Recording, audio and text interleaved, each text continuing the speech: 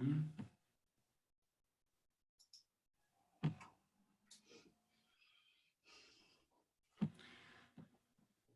bom dia a todos, bom dia a todas que nos acompanham nessa série de webinar. Meu nome é Leonardo Barreto, eu sou cientista político, diretor de análise da Vector Relações Governamentais, e hoje eu tenho o prazer de receber aqui a professora doutora Maria Pia Guerra, que é professora do Departamento de Direito da Universidade de Brasília, fez o seu mestrado e fez o seu doutorado na própria universidade e que aceitou conversar com a gente gentilmente sobre as relações entre judiciário. Eu coloquei judiciário e executivo, mas na verdade é o judiciário e os demais poderes nesse equilíbrio, né, de poder nesse processo que a gente vive hoje aqui no nosso país, tá? Pia, muito obrigado, viu, por conversar com a gente nessa manhã de sexta-feira. Eu fico muito honrado e muito feliz por ter você aqui. Obrigada, Leonardo. A gente estava comentando aqui agora que se tem uma coisa que da quarentena que é interessante desse novo momento é essa possibilidade da gente ampliar a rede, né? Acho que as ferramentas tecnológicas aí nos colocaram várias oportunidades, assim. É estranho dizer isso, mas pelo menos acho que esse é um momento interessante, né? A gente poder apresentar meu trabalho e conversar um pouco com vocês. Muito obrigada pelo convite. Tá bom, eu que agradeço. E, Pia, já entrando nas vacas frias, né? Você é uma estudiosa da formação do Poder Judiciário. Entre os seus trabalhos, você tem artigos sobre a atuação da OAB na Constituinte. A sua dissertação de mestrado foi sobre a posição, né, dos estrangeiros no movimento constitucionalista da Primeira República. Você publicou um livro, né, intitulado Anarquistas, Trabalhadores Estrangeiros e o Constitucionalismo na Primeira República. E você fez uma tese de doutorado sobre a expulsão de um padre chamado Vito Maracapillo, no início dos anos 80, enfim, um trabalho que você intitulou O Padre e a Pátria. Eu queria que você explicasse, começasse esse papo um pouquinho, explicando para a gente o que foi esse trabalho, o que você discutiu nele. Então, Léo, sabe o que eu estava aqui, que você estava comentando, eu estava pensando. A dissertação e a tese, na verdade, ela tem um tema parecido, assim, né? O que aconteceu foi que na minha dissertação, ainda que eu tivesse analisado os estrangeiros, anarquistas, os trabalhadores, eu estava preocupada, na verdade, em entender como que tinha acontecido a dinâmica social e institucional no começo da Primeira República. Então, no começo da Primeira República a criação do STF. Então, a minha ideia era tentar entender, pegar alguns conflitos concretos para entender como que a criação do STF tinha alterado a dinâmica dos poderes, do executivo, legislativo e judiciário. E o que eu vi é que ainda que o STF tenha começado aí, porque assim, não tinha mais poder moderador, né? Não tinha mais imperador para controlar a situação. Então a gente estava aí condenado com a democracia, né? Vai fazer o que com a democracia agora? E eu comecei a ver que o STF, ele engatinhava, ele dava algumas decisões contrárias ao executivo e o legislativo, e principalmente nesses casos de conflito social, né? E os conflitos sociais da época eram os conflitos de trabalhadores, de estrangeiros e de movimentos políticos radicais, como os anarquistas. Então eu queria entender o que tinha acontecido. E ao final da dissertação eu percebi que o STF tinha tido um papel interessante, assim, né? Um papel de oposição, mas ao mesmo tempo nesse conflito que a gente em geral pode pensar que conflito é uma coisa ruim, mas foi nesse conflito que você começou a construir as bases para o constitucionalismo do Brasil. Então, a dissertação acabou aí, né? Eu tinha me dado conta do papel dos poderes na construção da democracia. Daí... Oi. Não, pode continuar, desculpa. Então, daí chegamos na tese. A tese, na verdade, o objetivo dela era entender o STF num segundo momento, que é o momento de transição da ditadura para a democracia. Então, eu queria entender o que tinha acontecido com o tribunal em meio àquela confusão social que foi o comecinho dos anos 80. Teve crise econômica, crise social, teve crise política, crise de regime. Foi uma quantidade de crises ao mesmo tempo e um grande tumulto político, né? Foi uma situação turbulenta. E eu queria entender como que os ministros do STF, eles tinham lidado com essa nova expectativa de democracia, né? O que era democracia para eles, o que eles achavam que tinha que mudar ou não. E daí foi que eu caí no caso do padre, né? Do padre Vitor Meracapilo, que era, na verdade, esse caso ele surgiu porque ele ficou o caso mais famoso da época. Ele era o caso tratado nos jornais. É o caso que teve participação social e debate.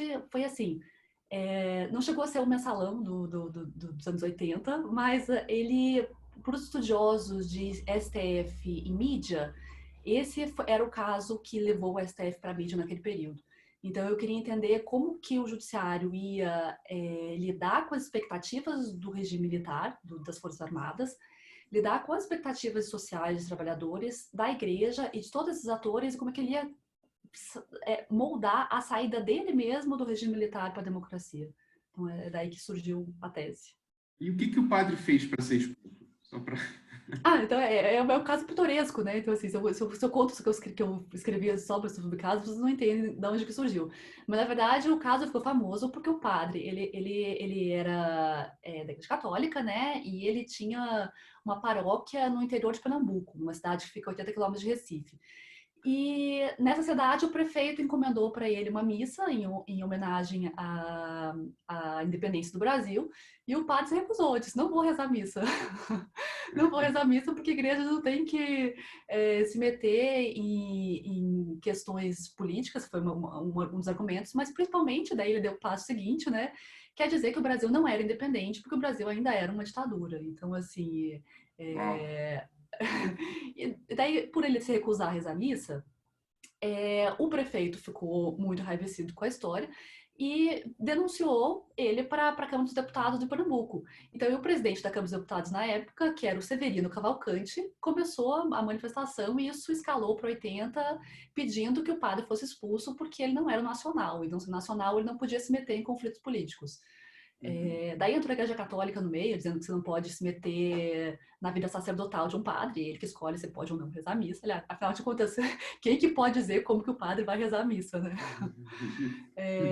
Muito bom. E daí isso escalou para conflito entre as instituições, entre a Igreja Católica, entre Forças Armadas e entre o STF. E eu Que tinha vi uma que o padre jurisprudência já sobre voltou ao estrangeiros. Brasil depois, né? Oi? Eu vi que o padre voltou ao Brasil depois. Não sei se ele voltou para... Voltou. Mas ele voltou ao Brasil. Ele voltou, ficou um tempo e voltou de volta, mas voltou para a Itália, né?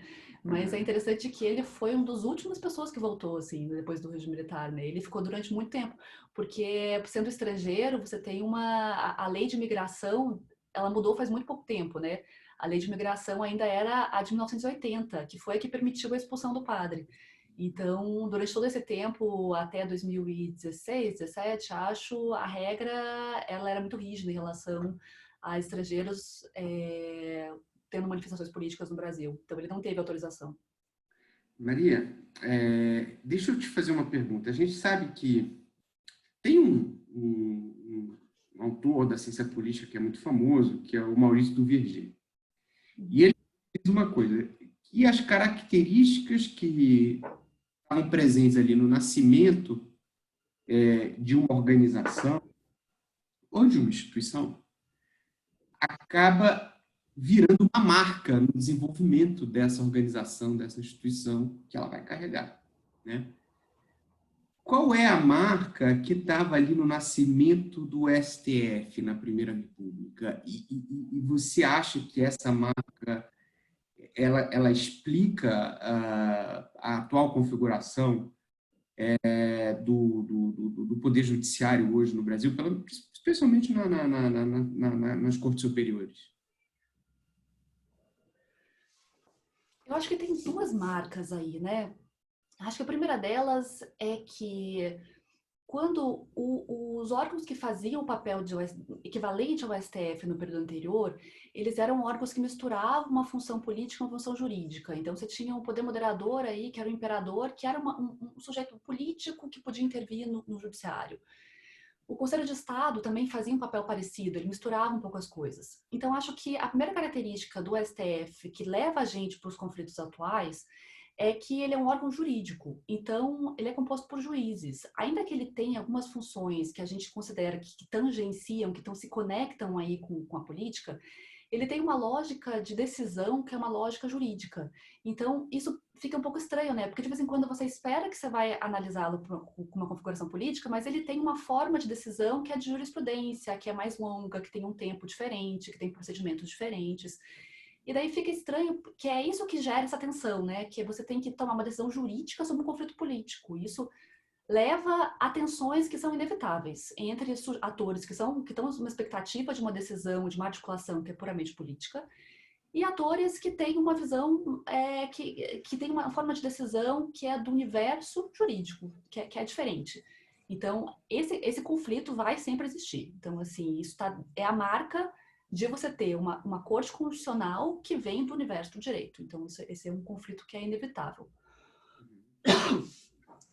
E acho que a segunda característica do STF, que está no começo também e que vem hoje, que na época não estava tão clara, mas que ela era embrionária, mas que ela foi sendo construída e ainda hoje é um pouco aberta, é colocar o STF como um órgão de cúpula do judiciário. Então, o STF tem essa função de conversar, dialogar, mas no sentido de não de dar as mãos, no sentido de conflito mesmo com os órgãos políticos, mas ele também tem uma função de coordenar a estrutura piramidal quase do judiciário. Ele é um órgão de cúpula, então ele tem essa função de autoridade em relação aos órgãos inferiores. Daí surge uma nova leva de conflitos aí de como que o STF lida com os juízes de primeiro grau. Pois é, inclusive, no julgamento da segunda instância, num deles, né, não me lembro agora em qual, o ministro Gilmar Mendes, ele tem um trecho lá que ele diz assim: é preciso tirar poder dessa gente. Essa gente está com muito poder. E, na verdade, ele estava se referindo à primeira instância, aos juízes de primeira instância. E aí, acho que ficou muito claro para quem acompanhava ou pelo menos para quem teve atenção naquele debate, que a questão toda envolvida em mensalão, em mensalão não, em segunda instância, prisão do Lula, Lava Jato, etc., foi uma disputa de poder dentro do próprio judiciário. Né? E ali um movimento do STF de preservar alguma capacidade de poder. E aí isso me leva para te fazer pedir para fazer essa análise. Tudo bem, o STF ele vem do judiciário, né? Ele é extraído do judiciário, mas ele tem uma relação de poder, né? Muito próxima, né? Dos outros poderes, enfim. Ele entende o poder político que ele exerce e ele até luta por esse poder político, né?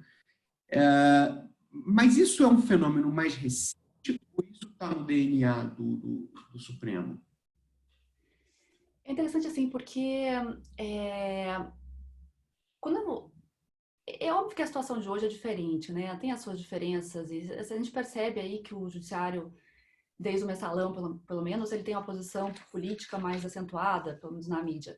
Mas se você analisa o STF ao longo da história, você vê que os conflitos são muito parecidos, né? Então, que essas duas dinâmicas deles têm uma relação conflituosa com os poderes políticos, ao mesmo tempo a ponte entre os poderes políticos e o restante do judiciário, ela existe desde sempre. Então, assim, e isso é interessante até para entender o que seria uma crise, né? O título hoje, Crise ou Batalha, ele acho que é mais interessante pensar, não pelo lado da crise, mas pelo lado do para que o STF serve, né? Para que ele serve em relação aos demais poderes. E, pelo menos, assim, faz muitas décadas, acho que desde sempre dá para dizer isso, que o governo precisa do STF, a gente pensa sempre em conflito, né? Mas a gente esquece de dizer que ele precisa do STF para ele conseguir controlar o restante do judiciário. Então, eu não sei se todo mundo lembra, mas pega, por exemplo, o caso do Collor, né? O que aconteceu logo do comecinho aí nos anos 90. o programa econômico do Collor, ele previa um controle de tempo. Então, tinha uma estabilização que era monetária, mas, ao mesmo tempo, ele precisava das privatizações para conseguir o dinheiro para garantir o segundo passo da estabilização. Eu não vou entrar em economia aqui, mas só para... O argumento geral é que ele precisava desse controle do tempo, ele precisava das privatizações o quanto antes. E o que aconteceu, não sei se as pessoas lembram, é que teve uma chuva de processos de primeiro grau. E essa chuva atrasou completamente o planejamento, que se fosse dar certo ou não, eu não sei. Mas que a ideia original era esse controle, e esse controle foi perdido por não colocarem no cálculo que os juízes de primeiro grau poderiam aí segurar as privatizações. Isso foi tão importante para o governo na época que, em 1990, o Collor propôs uma coisa que ficou conhecida como emendão, que era uma proposta de emenda constitucional que incluía algumas privatizações e algumas autorizações de privatização na Constituição, que depois foram feitas pela FHC, incluía alguma reforma de servidor público, mas pouca coisa, e incluía uma reforma das competências do STF. Então, ele pedia que existisse um mecanismo que pudesse avocar processos de primeiro grau, puxá-los para o STF decidir. Então, a gente pensa normalmente assim, o STF está se metendo na arena política. Então, boa parte das análises da época o STF começou a tomar decisões econômicas. Ele começou, o governo estava desesperado para que ele fizesse isso, porque essa era a forma que ele conseguia tomar uma decisão sobre o tema. Essa PEC do Collor ela não foi para frente, porque em 93 teve uma revisão constitucional geral, e na revisão eles não aprovaram a avocação, mas aprovaram a ADC, que é a Ação Declaratória de Constitucionalidade, que é uma forma de você estancar o debate, né? Você segurar e levar tudo por uma instância superior que é mais controlável. Então, com isso eu quero dizer o quê? Que isso seguiu ao longo aí dos anos 90 inteiro, né? Assim, você teve a reforma do judiciário que veio em 2004, é uma reforma que consolidou esse trajeto de concentração de poderes aí no STF para ele conseguir ter mais ferramentas para coordenar o judiciário. Sendo bom ou ruim ou não, isso não vem ao caso, mas o que interessa é que era uma demanda de todos os presidentes que eles pudessem levar temas para o STF. Então, a gente fica essa discussão se tem crise ou não tem crise, mas a gente esquece que, na verdade, ele acaba sendo a ponte em relação aos demais órgãos, né, do judiciário. Ele é importante demais para o governo. É uma coisa que a gente não pode esquecer. Eu entrevistei a ex-ministra do STJ, Helena Calmon, e ela me falou o seguinte, que desde 1988, né, desde a Constituição, o judiciário ele foi testando e descobrindo os seus poderes, né? Ou melhor, o seu poder. Enquanto guardião, garantidor dos direitos e de tudo que está estabelecido ali, ele ganhou uma capacidade de atuação, de interferência, né, em muitos assuntos da sociedade. Além disso, o pessoal que estuda aí o STF, enfim, e a relação do judiciário com a política, já descreveu, né, aqueles fenômenos de judicialização da política, a ida ao STF como um terceiro turno de debates que são realizados dentro do Congresso Nacional, etc. E isso a gente já compreende e já até internalizou, né, assim, enquanto um elemento político do nosso cotidiano. Mas eu queria saber o seguinte, ele é um polo passivo, ou seja, como você falou, ele é levado ao debate pelo Poder Executivo, ele é promovido, né, ao debate econômico pelo Poder Executivo, ou ele é um polo ativo que tem os seus interesses e manobra segundo as suas, segundo algumas convicções, enfim, algumas questões interesses que ele desenvolveu de forma autônoma?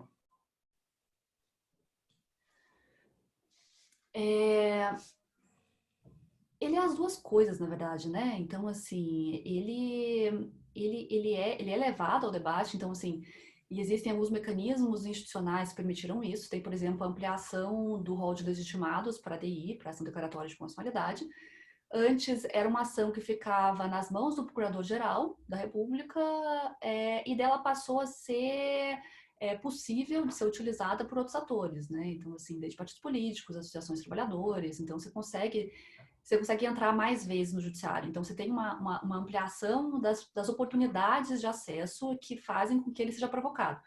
Lembre que o judiciário, ele é sempre provocado, né? Ele não tem atuação de ofício, então ele tem que esperar um processo. Mas como o número de processos é muito grande, ele pode escolher dentro daqueles processos aqueles que ele vai utilizar e da forma como ele vai utilizar para ir galgando essa ampliação. Agora, veja, ainda que isso tenha significado, isso não é uma modificação muito...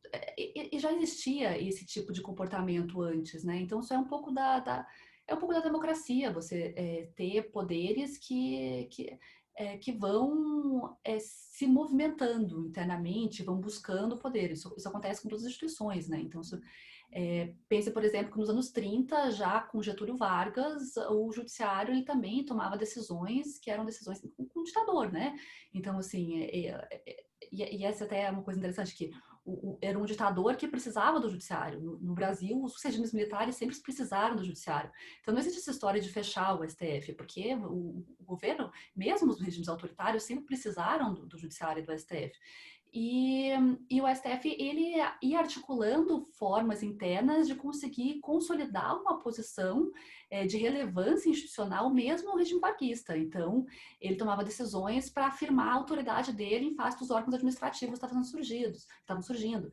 E isso é uma coisa que não não me parece que isso seja além da democracia, nem que o regime autoritário não é, né? Mas isso faz parte um pouco da dinâmica institucional. Não me parece de uma coisa, uma inovação condenável por si só. O que é importante perceber é que quando você tenta galgar posições demais, né, você amplia demais, se você entra em todos os temas, o risco é que você saia um pouco enfraquecido porque você tem muitas batalhas ao mesmo tempo. Mas, então, nesse sentido, talvez alguma prudência, diferenças, esse mecanismo é importante para a estabilidade das instituições. E isso a gente pode fazer uma crítica ao STF nesse sentido. Agora, eu acho que essa crítica não pode ser ampliada a ponto de a gente pensar que todo o arranjo institucional que a gente tem é um arranjo problemático. Eu acho que ele é um arranjo normal da democracia. Isso acontece no Brasil, acontece em outros países. Acho que isso é um fenômeno mundial. Todos os países têm aí que lidar com um novo arranjo de separação de poderes, com mais participação do judiciário, mas que não é só do judiciário. É uma complexidade institucional da sociedade contemporânea, que tem mais órgãos, né? Você tem agência reguladora, você tem Ministério Público, você tem TCU, você tem uma infinidade de órgãos e você tem que articular, de alguma forma, combiná-los aí na rede de poderes. Olha só, você falou, entre muitas outras coisas, duas questões muito interessantes aqui, que eu acho que é importante que a gente marque, né? A primeira é que uma forma do STF exercer o papel político é o poder de agenda, né? A escolha dos processos e dos temas que ele vai tratar, e isso claramente é uma escolha política, né? Dado que você não tem uma regra de cronograma. E uma outra coisa muito interessante é que mesmo em regimes ditatoriais, assim como em democracia, no período democrático, o STF ele busca relevância, ele busca se colocar como um ator relevante e como um árbitro em conflitos. Isso é muito curioso, porque a gente tem uma discussão, e aí a gente já está chegando nos dias atuais, que é a agenda, por exemplo, que cada presidente do STF tem, né, para a corte. E o ministro Toffoli disse, não, eu quero retirar o STF do foco, né? Eu quero retirar o STF da cena depois de um período de muita exposição do Supremo, né? E eu queria te perguntar, é isso mesmo? O judiciário tende a um processo de acomodação depois de toda a turbulência que a gente viveu desde o período do mensalão? Na verdade, nunca né? Desde o mensalão, isso a gente vive o STF arbitrando, né? As relações, os conflitos políticos no Brasil. Você acha que tem como o STF recuar nesse processo ou não? Isso faz parte do jogo e é assim que a banda toca? Tá, eu vou começar pela segunda, né, que é tocar no tema aí um pouco do papel do judiciário, né, em tanto regimes democráticos e regimes autoritários. Sabe que tem uma coisa que nas pesquisas históricas que eu ficava um pouco pensativa, assim, eu nunca entendi muito bem por que pega Vargas, por exemplo, já que é o exemplo que eu comecei a dar, que era um ditador. Por que uma pessoa que tem o poder de um ditador, ou seja, que pode tomar decisões por conta própria, sem ter muita obrigação de justificar a própria decisão, por que um ditador que tem o tema do trabalho, que na época para ele era tão importante, por que ele entregou esse tema para o judiciário? Porque um tema que para você é muito caro e você é um ditador, que você pode criar uma estrutura hierárquica, que você possa pegar o tema quando você quiser, por que você cria uma justiça do trabalho e dá ela para juízes que você não confia, que eram juízes da Primeira República, né? Isso, na verdade, se explica porque, de novo, assim, os governos precisam do judiciário, eles precisam de uma, não só do STF, eles precisam do judiciário porque é a arena de resolução de conflitos individuais, não tem nenhum outro órgão que faça esse papel. E isso faz com que a relação entre executivo e judiciário, ela seja uma relação de conflito, sempre de conflito, mas também uma relação necessária, você não consegue escapar dessa relação, né? Então, assim, o que você tem não é nem uma ditadura, nem na América Latina, elas não fecharam o judiciário nunca. O que elas fazem são inserir mecanismos de controle.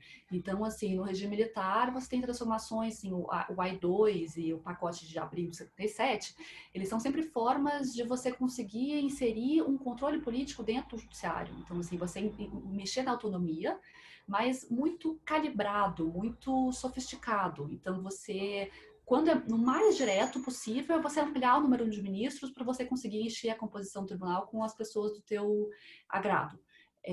Mas as modificações menos conhecidas são aquelas que mexem um pouquinho, retiram o poder da primeira instância e jogam para o STF, ou criam uma limitação do acesso. Então, são calibragens que você faz, né, em relação em períodos autoritários, né? Assim, que você mexe na estrutura, mas sempre de modo a você conseguir inserir um pouco de controle político.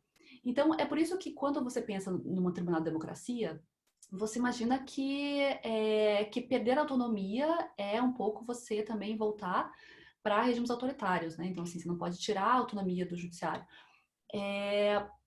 Isso não significa ele ter um poder absoluto, né? Então, assim, você tem um controle social e você tem uma exigência de transparência em relação às decisões do Supremo. Para dizer o quê? Eu acho que essa dinâmica que a gente tem hoje de conflito entre o judiciário e executivo, ela é inescapável. E ela existia já antes mesmo da mídia ter um excesso de foco sobre o STF. O que você pode ter é um momento de refluxo em relação, um pouquinho mais de deferência em relação aos pontos de tensão. Mas o problema é que as decisões precisam ser tomadas, né? Então, assim, você vai continuar tendo conflitos. Como é que você vai tomar, assim, e esses conflitos vão desagradar as pessoas. Então, você tem um conflito federativo. Quem que vai tomar decisão sobre isso? Como é que você vai saber se é o Bolsonaro, se é o presidente Bolsonaro ou se são os governadores? É muito difícil você imaginar que essa arena de conflitos vai desaparecer. Ela vai precisar continuar a existir. O que pode acontecer é daí esses interesses, né? Então, essa agenda do governo e a agenda pessoal do presidente, que não são necessariamente a mesma coisa, né? São formas de negociação que tem aí, isso fica muito evidente com o ministro Toffoli, que é como que você negocia a agenda e negocia quais processos vão ser julgados agora e o tempo de decisão deles em relação a essa agenda do governo e a agenda pessoal do presidente. Então, isso é uma conversa de bastidor quase, né? Que continua acontecendo.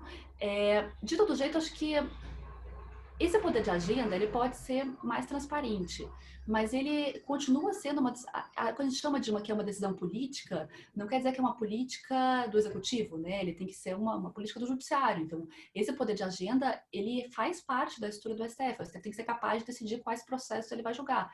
É o papel de uma corte constitucional. Nos Estados Unidos, você tem o tribunal americano, ele é inclusive mais discricionário, não quer dizer arbitrário, mas é mais discricionário em relação a isso. Ele pinça os processos que ele vai escolher, né? Ele não decide sobre tudo. Ele decide sobre aquilo que ele quer decidir. Isso faz parte da democracia. Deixa eu fazer uma pergunta direta para você. Claro, responde se você se sentir à vontade.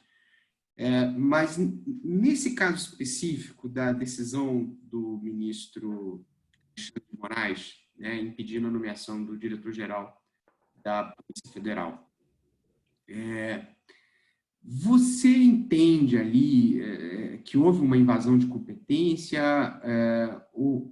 Esse tipo de decisão faz parte do processo? Está dentro do leque, do rol normal de decisões do STF? Então,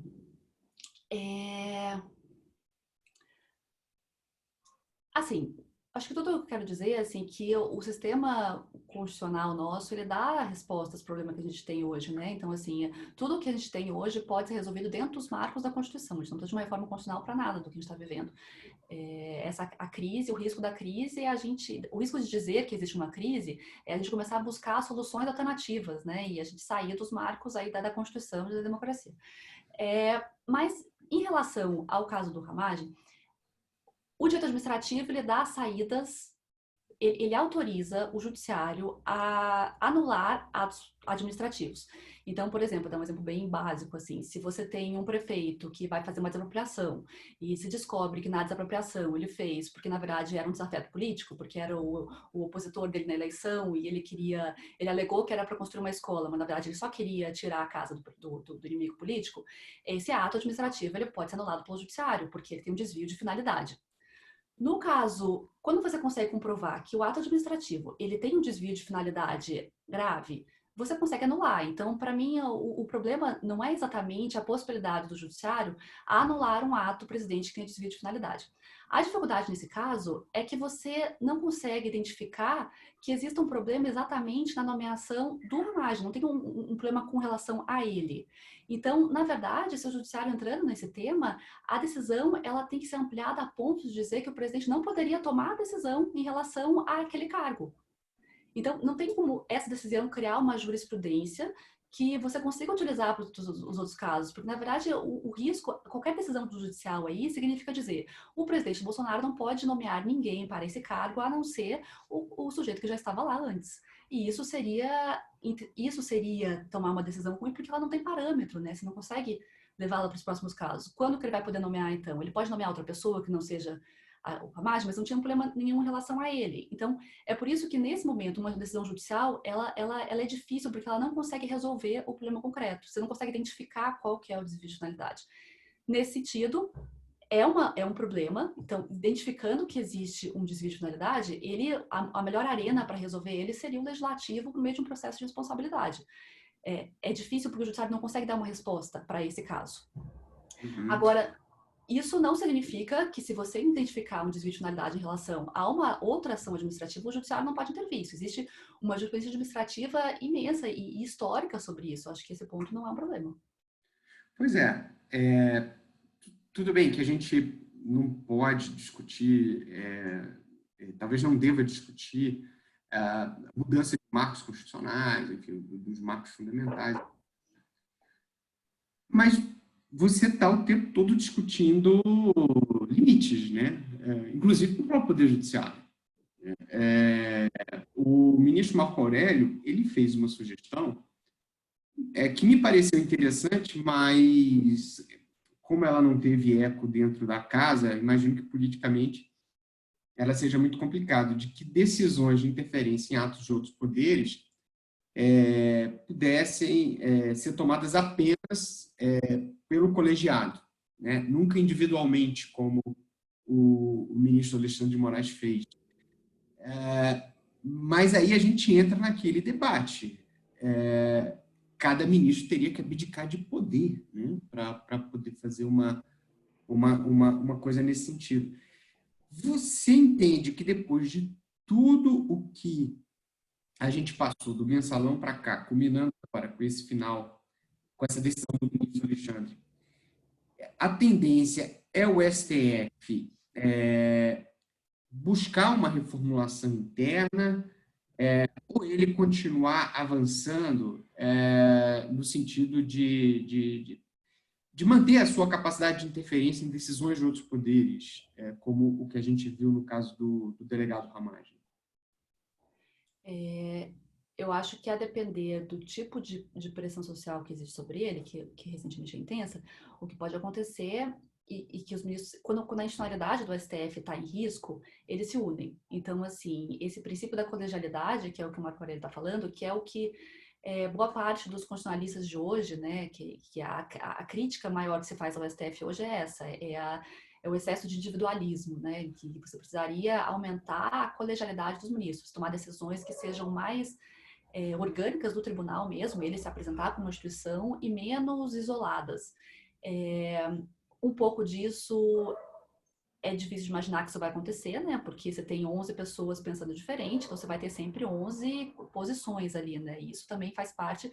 Isso é uma característica dos tribunais de modo geral constitucional, né? O Brasil ele é um pouquinho mais, né? Então você pode, eu acho que colocando aí, aumentando as tensões políticas, o STF tende aí a tomar uma posição um pouquinho mais colegiada, se for inteligente, né? Se ele continuar essa posição individual, pode ser que ele perca respaldo.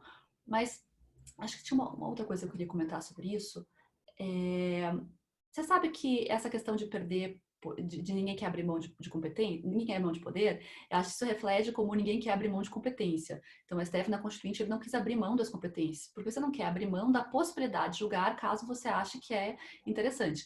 Que caso você precise, então você quer ter a possibilidade de pensar. E isso não é necessariamente algo negativo, eu acho que isso faz parte um pouco da atuação de uma corte constitucional, ela ser capaz de pensar os problemas relevantes, né? Mas, e isso é uma coisa tão presente, a gente fica discutindo a possibilidade de mudar o arranjo, mudar a competência, você ter mais colegialidade. Acho que as modificações que são feitas por regimento do STF, acho que elas podem vir a acontecer, assim, aumentar essa exigência de diálogo interno, reduzir aí o tempo de pedido de vista, essas modificações, acho que elas podem vir a acontecer. Mas, e tem uma coisa interessante que eu queria comentar sobre isso. Saiu essa semana um artigo de uma professora de São Paulo e ela fez uma análise das PECs as PECs no Congresso que tentam reformular o arranjo do STF. E, por incrível que pareça, é muito pequeno o número de PECs que quer mudar o arranjo de competência, ou quer mudar esse arranjo de poder de agenda, de pedido de vista, é muito pequeno. A maior parte das PECs, assim, 70%, 80% delas, tratam da nomeação. Então, assim, é como se os deputados estivessem dizendo, tá bom, não tem importância o STF do jeito que tá, né? O que a gente quer é poder colocar as pessoas que a gente quer lá dentro. Então, assim, a gente fica discutindo se vai mudar ou não vai mudar, mas as pessoas não estão querendo que mude muito, né? Então, as PECs são assim, indicação compartilhada. Câmara dos Deputados e Senado tem que participar da discussão. Que, na verdade, aumentar o preço, né? Assim, queremos aí, discutir quem que vai entrar, assim, quer ter uma voz em quem vai entrar no STF. Mais importante do que ter uma decisão colegiada é ter um ministro para chamar de meu, né? Tem um ministro para chamar de meu, exatamente. Então a gente fica pensando, o que você está querendo, afinal, né? Você não está querendo mexer, você não está querendo fechar o Congresso, não está querendo fechar o STF, você quer só ter a participação, ter o meu ministro lá dentro. Pia, vou aproveitar e placar aqui uma pergunta do Roberto Ivo, que ele pede a sua opinião, a sua avaliação sobre o atual processo de indicação de ministros e o tempo de permanência na cadeira. Você acha que isso afeta o funcionamento do STF? E isso é muito interessante porque essa questão da indicação dos ministros entrou como nunca na agenda das pessoas, né? Eu me lembro que logo depois da morte do Teori Zavascki, eu estava indo a um compromisso em São Paulo E fui debatendo com o motorista do táxi o perfil do próximo ministro do Supremo. E isso entrou muito na agenda das pessoas, né? Essa é uma pergunta interessante do ponto do seguinte sentido. Quando um presidente ele influencia realmente na casa quando ele indica alguém, ou independente do perfil que ele indicar, esse ministro, quando entra na casa, ele muda, ele assimila a cultura do Supremo, ele assimila toda a história do Supremo e passa a trabalhar numa outra frequência. Não sei se eu me fiz entender. Assim, a capacidade do presidente e do Congresso de escolher o ministro realmente importa, ou chegando lá no Supremo, ele vira outro, ele é moldado institucionalmente. Historicamente, você consegue perceber isso, assim, essas coisas para poder dar uma resposta para a gente? Então, essa é a pergunta de ouro, né? A pergunta que como é que você prevê o comportamento dos ministros, né? E, na verdade, você tem que pensar que existem as duas coisas, né? Então, existe uma certa previsibilidade que você tem em relação a certos temas. Então, por exemplo, se você nomeia um ministro evangélico, você sabe que é mais previsível que ele vai ter comportamento em relação a pautas morais. Então, você consegue ter alguma previsibilidade em relação a isso. Mas ela não é absoluta. E mais, ela é menor às vezes do que a gente imagina. Assim, isso não precisa ir muito longe para pensar isso, para ver isso. É só você ver a participação do Toffoli, a participação, as indicações do presidente Lula, as indicações do presidente da PKC e do Michel Temer, Michel Temer. Então você tem aí os ministros, eles se descolam um pouco da base político-partidária original deles e eles tomam decisões que são contrárias. E isso acontece porque você tem, de novo, você tem uma lógica política, uma lógica jurídica. A lógica jurídica não é exatamente a mesma lógica política, né? Você tem uma conformação institucional, ele entra um pouco no espírito de corpo dos ministros, ele tem uma preocupação com a institucionalidade daquele órgão a qual ele está vinculado, que está em conflito com o órgão executivo, então, entre o STF permanecer existindo e o governo, ele vai ficar do lado do STF. E você tem também aí um tempo diferente, né? Os tempos de estabilização de uma questão no tribunal, eles são maiores. Então, você tem pautas que duraram 20 anos para se estabilizar uma jurisprudência. Então, você tem uma lógica distinta, né? Isso faz com que você não consiga prever completamente qual vai ser o comportamento dele. Porque ele muda de opinião a partir do novo cenário, e também porque você não consegue prever todas as questões que estão aí envolvidas quando você nomeia alguém. Os processos sabatina ficaram muito mais importantes por isso também, né? Porque você quer entender a opinião do ministro sobre todos os problemas. Mas o fato é que você não consegue prever todos os problemas, né? E isso, ele entra numa lógica que tem preferências pessoais, tem preferências partidárias, mas que também muda no tempo e muda a partir dos novos interesses, oportunidades que esse ministro tem. É por isso que, quando você se preocupa muito com a indicação, ela ajuda em parte, mas não completamente, né? E, na verdade, se você tem um ministro, uma indicação que é mais personalista, você deve prever também que essa pessoa vai continuar sendo personalista depois, né? Então, assim, também tem um pouco de cálculo em relação ao tipo a personalidade do ministro passada, né? É sempre impossível você prever. Se você contrata uma pessoa, você não vai conseguir saber exatamente como é que ela vai agir a partir do momento que você der poder para ela. Mas alguma medida você tem, é uma medida que é sempre incompleta. E daí eu entro um pouco na pergunta como é que é o nome dele? Desculpa. Do Ivo Maia. Ivo. Então, essa é uma grande discussão, Ivo, assim, em relação, e como eu disse, é a discussão que está mais em voga, em pauta aí nos projetos nas propostas aí do Congresso. Eu tem ônus e bônus, né? Assim, é aquela coisa, você não consegue ter um modelo que vai ser perfeito, um modelo, até é difícil medir qual que é o modelo melhor, né? Então, a gente sabe o que algumas consequências. Então, se você, como eu disse, se você der uma indicação compartilhada na Câmara, no Senado, na OAB, nas faculdades de Direito, nas associações profissionais, como tem algumas propostas, que ampliam todo mundo da Pitaco, o que vai acontecer é que você, na prática, você vai aumentar o preço, né? Então, assim, você vai colocar essa indicação na mesa de negociação negociação. Não sei o que sairia disso, pode ser que seja mais consensual a escolha, mas pode ser também que ela não seja a melhor escolha por isso. Assim, eu realmente não sei dizer isso, acho que seria uma análise política até que o Leonardo poderia fazer melhor do que eu. Mas, em relação especificamente ao mandato, né, você inserir um mandato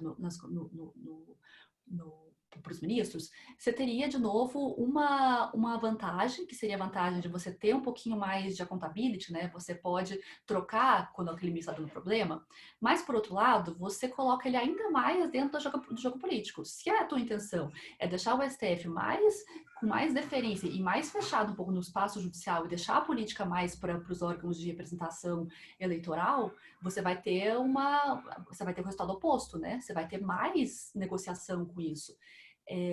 Então, realmente, me parece que o arranjo brasileiro não é um arranjo ruim. Por quê? Se você pensar, ele é intermediário, né? Ele não é exatamente um mandato eterno. A pessoa não fica lá até os 90 anos. Os Estados Unidos, ela fica até muito mais tempo, né? A gente tem um corte de 70 a 75 anos. Se você pensar que as indicações para o Supremo, em geral, elas acontecem quando a pessoa já está mais na frente na carreira, se ela já tem aí que seus 60, alguns casos aconteceram quando eu tinha 50, né? Mas boa parte dos ministros foi aí beirando 50, 60. Você vai ter 15 anos de carreira no STF. Quando você vê as propostas de mandato, você vê que, em geral, as pessoas dizem 12, 14 anos. Então, não é muito diferente do que a gente já tem, né? Então, assim, eu realmente não sei se isso faria uma grande diferença. Positivo. É aquela discussão do quem vigia o vigia, né? As pessoas, elas muitas vezes sentem, e acho que essa é uma preocupação legítima da democracia que permeia todo o debate, que é que todo mundo tem que estar submetido a algum tipo de controle. Sim. Mas no caso do STF, o controle talvez fosse o próprio colegiado. Né? E aí a gente volta àquela discussão sobre a possibilidade, se existe um exagero ou não dentro dessas questões liminares. Até fiquei com uma dúvida se existe algum cálculo sobre quantas questões são decididas pelo colegiado e quantas estão decididas por liminares individuais ad eterno. Não sei se você tem esse número. Não tem um número específico aqui, mas tem bastante estudo sobre isso, assim, tem alguns artigos, tem um pessoal que trabalha muito com isso, né, que o foco, assim, é mostrar esse problema do STF em relação à ausência de colegialidade. Então, pensar quanto é o número de liminares, qual é o número de decisões individuais, quanto tempo fica com pedido de vista. Isso existe, assim, acho que tem um Ministrocracia, que é um artigo interessante que saiu um ano atrás, mais ou menos. Ministrocracia. Tá bom. Ministrocracia, que vem, na verdade, da ideia original do professor Oscar Vilhena, que era a supremocracia, e daí, recentemente, tem chamado de ministrocracia, em relação ao papel individual dos ministros. É fato que mais colegialidade reforçaria a posição institucional e o controle, né? Porque se você não pode ter um controle de fora, que é muito complicado, um controle interno seria um controle interessante. Um controle social sempre, né? Mas também um controle interno seria adequado, inclusive para você reforçar a legitimidade das decisões, né? Mas também é considerar que acho que a gente pode fazer algumas calibragens, né? Modificar alguns elementos aí, mas sem a expectativa também de que você vai perder os conflitos, né? O conflito é inerente à democracia. Então, você não vai conseguir resolver esse problema, né? Os ministros continuam 11 cabeças. Então, o que você pode, assim, é exigir que eles tenham uma elaboração de um voto e o voto seja um pouquinho mais consistente na formação da jurisprudência, para ele conseguir orientar outras instâncias. Acho que são essas coisas que a gente pode melhorar, assim, criticar e melhorar. Eu tenho umas duas perguntas aqui. A primeira do André Araújo, e ele pede para você falar um pouquinho sobre ativismo judicial. Existe ativismo judicial ou todo esse processo de interferência na relação dos poderes, etc., isso faz parte do processo político? Que é um pouco daquela nossa discussão. Está exagerado ou não?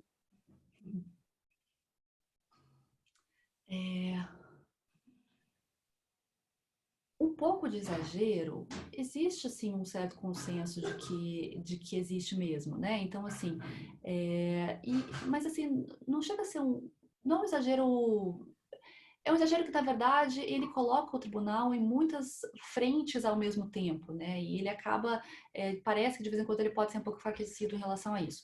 Mas veja, para te dar um exemplo, essa semana saiu um artigo de um professor falando que existe um ativismo em relação à modelagem institucional. Então, o STF, ele tem agendas de temáticas, né? E essas agendas temáticas, elas duram não um processo só, mas uma série de processos, e são agendas que buscam aí modificar o arranjo institucional. Então, ele explica isso no caso do tema prisional. Você tem uma série de decisões do STF em relação a o tipo de indenização que existe quando uma pessoa morre dentro de uma prisão, o tipo de decisão que você tem que ter em relação à prisão. E daí surge, inclusive, a presunção de inocência aí, né? O primeiro habeas corpus é que só pode prender depois da segunda instância, ou não pode prender. Então, essa quantidade de decisões, que entra um pouco a Lava Jato, mas não é só a Lava Jato, ela seria uma agenda de reforma institucional do sistema prisional. Mas, se você for pensar, é um pouco o que o STF sempre fez. Então, assim, ainda que fora da mídia e fora de uma quantidade maior, a qualidade não é muito distinta do que já acontecia. Então, assim, os exemplos que eu dei de militar e ditadura, a gente vê isso, vê que o STF ele entra em certas batalhas para ele tentar mudar um pouco o perfil da instituição. E isso não é necessariamente algo ruim, assim, porque a gente imagina sempre que a instituição ela vem só por uma legislação, né? O legislador que pode criar uma instituição, mas a instituição ela se modifica pelas práticas e ela se modifica também por uma mudança gradual, que não é só legislativa. E nesse arranjo de mudança gradual, você tem a participação de vários órgãos. Então, por exemplo, pega aí, já que comecei a fazer Lava Jato, pega a questão assim, de quem que pode fazer o acordo de colaboração. Ministério Público, TCU, qual órgão? Esse tipo de diálogo, é uma palavra meio estranha, porque parece mais conflito, né? Mas esse tipo de tensões institucionais, elas precisam de uma decisão, né? Então, assim, não é uma decisão só do STF intervindo no tema. É óbvio que ele intervém, óbvio que os ministros optaram por entrar nessa arena, né? Mas é um pouco da dinâmica complexa de uma diversidade de instituições que estão tentando sobreviver, talvez, né? Então, tem ativismo? Tem, claro que tem. Tem uma quantidade maior do que deveria ter?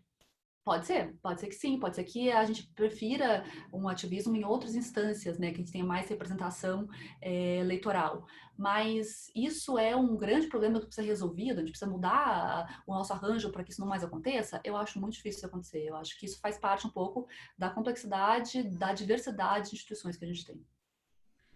Seja, efeito colateral, não, tem que conviver, né? Tem que conviver, tem que conviver. Então, assim, vai continuar tendo conflito e tem que conviver dentro das regras democráticas, né? Dentro do jogo, faz parte do jogo isso aí. Faz O parte, processo, o limite a todas as instituições, né? o processo democrático parece que é sempre um processo de desconstrução das nossas ilusões, né?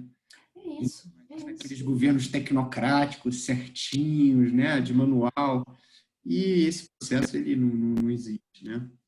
Agora, É coisa de criança, que acha que se põe a mão no olho vai sumir o problema. Não vai, vai continuar existindo. Se você não vê que o problema, se você não ficar sabendo do problema, ele vai continuar ali, né? Ele não vai desaparecer por causa disso. esse processo de amadurecimento é difícil mesmo. Hum. Expectativas em relação à gestão Fux? Você acha que, por exemplo, vai ter uma área de temas que ele vai preferir atuar, alguns problemas que ele vai entrar, ou ainda não dá para saber isso? Corporativismo dos juízes, acho que isso é um tema caro para ele. É um tema que ele gosta. É um tema caro. Aham. Ele é alguém de carreira, né? Ele sobe como um juiz de carreira. Então, eu não sei se ele é desde a carreira da primeira instância, mas ele tem uma inserção no judiciário forte. Acho que é. Então acho que isso modifica um pouco algumas pautas. Ele foi Ministério Público no Rio, se eu não me engano. Aí depois ele vira juiz. Eu acho que ele é desembargador do TJ do Rio, não foi? Pois é, aí acho que ele vira juiz e aí depois ele faz a carreira, mas acho que ele começa no Ministério Público. Eu acho que isso é um tema a se observar, assim. Em relação à colegialidade, não sei se ele tem vontade de mexer nisso, assim. Não imagino que seja um projeto. Tá, então assim, de tema que a gente consegue visualizar, temas corporativos. Carreira na Reforçar, magistratura, acho que é um... tá. Essa pergunta foi do Fabiano Faria. E eu tenho mais uma aqui do Juliano Cortez, professor lá da Universidade de Brasília também, né, que está aqui acompanhando a gente. E ele diz assim, olha, eu vou ler a pergunta dele. A questão dos tempos é interessante.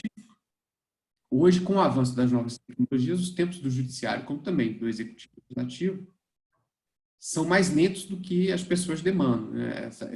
Realmente, essa dicotomia é importante. Isso causa um descompasso grande entre os interesses da população e a capacidade de provimento do Estado. Há um debate sobre isso no direito, acho que sobre essa velocidade, né, das pessoas e a velocidade e a capacidade da instituição de responder. E como você daria a resposta sobre como o judiciário poderia ser mais rápido? Acho que Juliana Cortinhas, né? Obrigada pela pergunta, Juliana. Então, eu acho que isso é uma coisa difícil de explicar para quem é fora do universo jurídico, né? Mas acho que esses dias eu vi uma analogia que me pareceu interessante para explicar o que é esse tempo do direito. O direito funciona como redundância. Quer dizer, que é mais ou menos, por exemplo, quando você vai para um hospital, você tem uma série de protocolos. Você tem um protocolo de cor para você entrar, você fala com a pessoa primeiro na recepção, depois você vai para a triagem, você vai isso. Quando você vai receber o remédio, você tem uma enfermeira do lado, um remédio assim mais perigoso, mais delicado, você tem uma enfermeira dando a instrução, a outra coloca, você tem uma série de revisões. Isso acontece, isso garante que ninguém vai morrer no hospital? Não, isso não garante. Mas é a forma institucional como você tem para você garantir que aquela repetição do sistema você consegue visualizar onde que está o problema. Isso acontece para o hospital, isso acontece para avião, isso acontece para biologia, para medicina, isso acontece para uma série de espaços, né?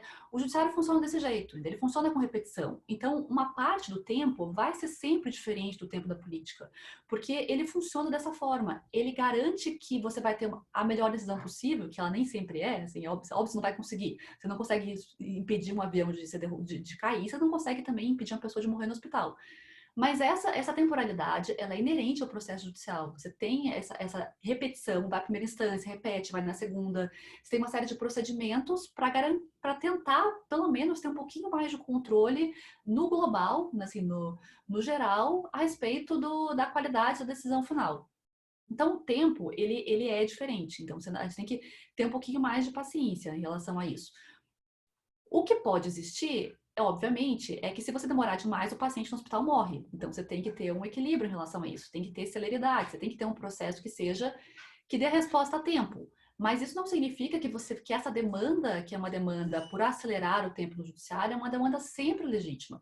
A gente tem que levar em consideração que a democracia ela exige tempos distintos. E isso não é só para o direito. Isso acontece, por exemplo, por que a gente não faz eleição uma eleição só a cada 4 anos para todo mundo? Por que desparcera as eleições de presidente, de governador, de deputado estadual, federal? Por que a gente intercala? Para garantir que você mantenha, você não tenha uma única vontade política que venha no momento e tome conta de tudo. Então, você desparcera para você conseguir ter a ação da decisão política, né? Você vota num ano, vota de novo do que 2 anos, para que você tenha durante 8 anos as pessoas reforçando que era isso mesmo que elas queriam. Então, essas temporalidades distintas, elas fazem parte da democracia. Certamente, o que você pode é ter mais qualidade de trabalho dentro do judiciário para que a vazão dos processos, que é imensa, ela aconteça de uma forma mais eficiente. Então, isso de verdade, isso pode acontecer. Menos recursos nos tribunais, isso pode acontecer também. Isso não estou dizendo que não é um problema, claro que é, mas é um problema que tem que ser visto de forma equilibrada, assim, né? Isso não é... E, assim, os processos mais politicamente mais conhecidos, eles acabam saindo antes, né? O que não dá para aceitar é você ter uma decisão que caia num precatório e você fica 30 anos sem receber, assim, esse é o tipo de coisa que o sistema não deveria aceitar. Você tem que Pia, acho que às vezes pelo menos o que me incomoda enquanto cientista político e um observador político da justiça, né, eu não posso negar, é que a justiça muitas vezes ela não se vê como uma prestadora de políticas públicas, ou seja, ela não tem o compromisso que um político muitas vezes tem, assim, olha, tem que entregar, né? Às vezes você faz uma discussão sobre qualidade da decisão e isso compromete a entrega da justiça. Simplesmente uma parte grande das pessoas não vê a justiça, né? Eu lembro na discussão de novo da segunda instância, o Marco Aurélio dizendo, não, todo mundo tem que ter direito ao julgamento em X instâncias. Assim, tudo bem, mas não é todo mundo que acessa o STF para ter seu caso apreciado por eles, né? Então, assim, é claro a posição de quem não entende, de quem não entende isso como política pública, né? Bom, Eu mas... concordo contigo. Isso aí não tá, isso a gente está em comum acordo. E também concordo que você tem uma distribuição, inclusive, econômica equivocada no judiciário, né? Você tem uma quantidade de recursos que fica represado nos tribunais, não vai para os juízes. Ou então que vai para os juízes e com menos servidores, você tem um salário mais alto para o juiz, você vai ter menos servidores.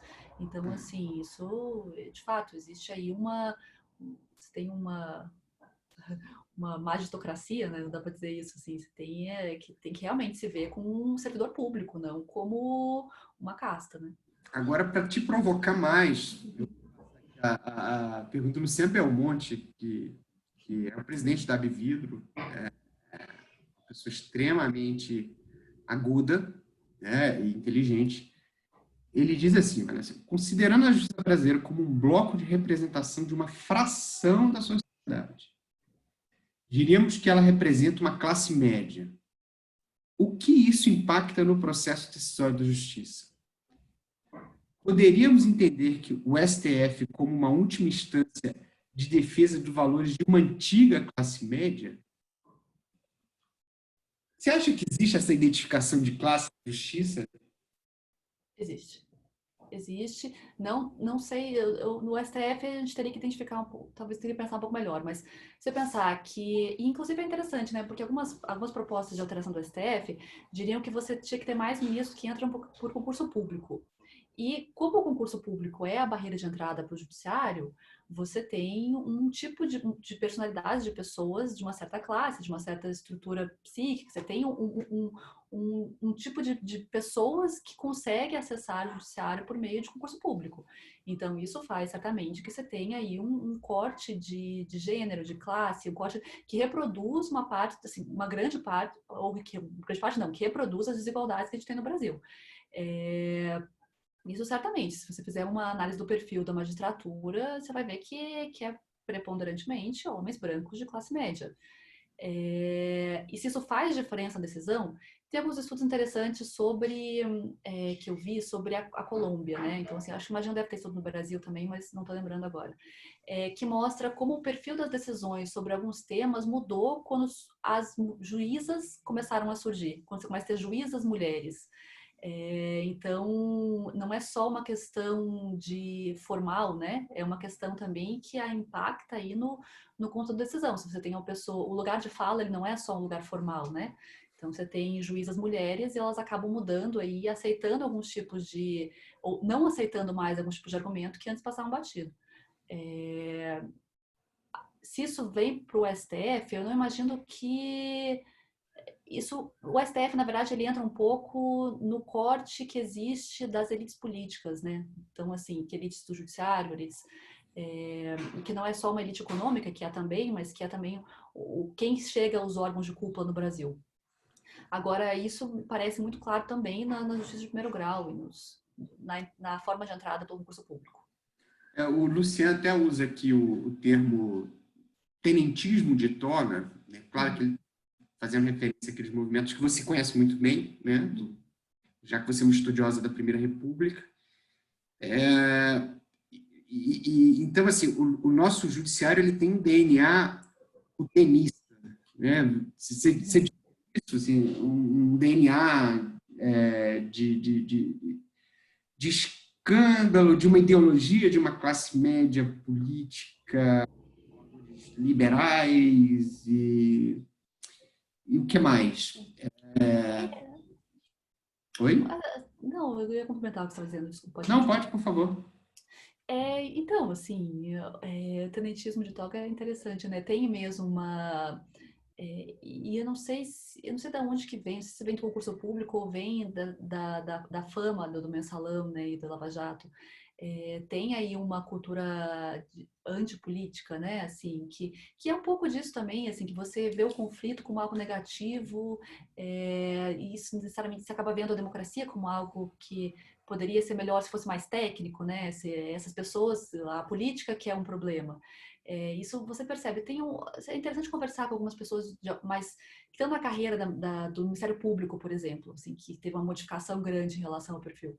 Elas dizem que as pessoas que entraram no Ministério Público na década de 80 tinham um perfil muito distinto daquelas que entraram agora, né? Que entraram já na expectativa de crime de colarinho branco, da Lava Jato. Eu não sei se você percebe isso também, eu não tenho nenhum estudo aprofundado sobre isso, é mais uma coisa de percepção pessoal.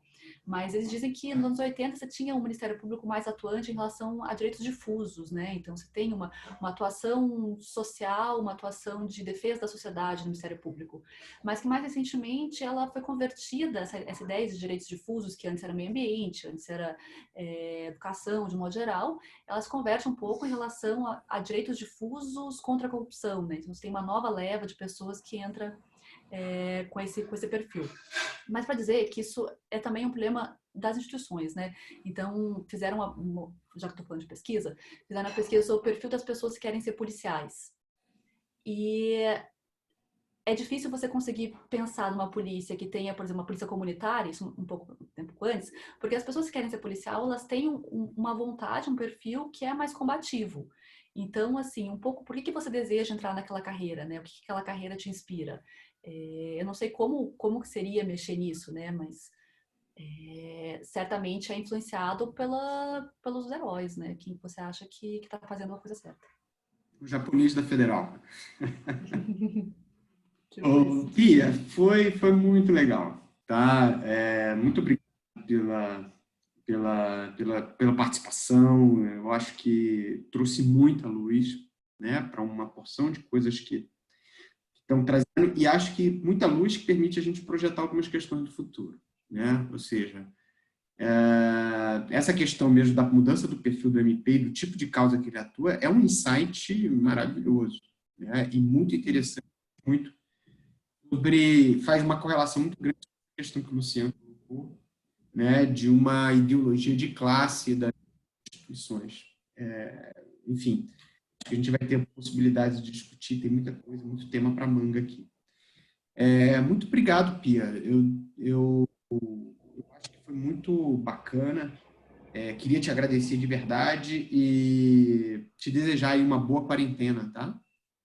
Obrigada, Elfa. Eu também fiquei muito feliz com o convite, muito honrada. Feliz a gente ter conseguido, no meio da quarentena, ter um debate tão legal. Queria agradecer também as pessoas que estão ouvindo, que eu não consegui ver, mas agradecer as perguntas também. Aprendi bastante. Tá bom, a gente vai colocar o link no YouTube, no canal da Vector, e aí assim que a gente fizer, eu mando para você.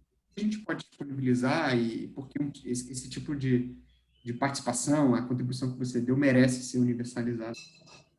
Obrigado, viu, Pia? Obrigada, gente. Boa tarde para vocês. Obrigado. Tchau, todo mundo. Até.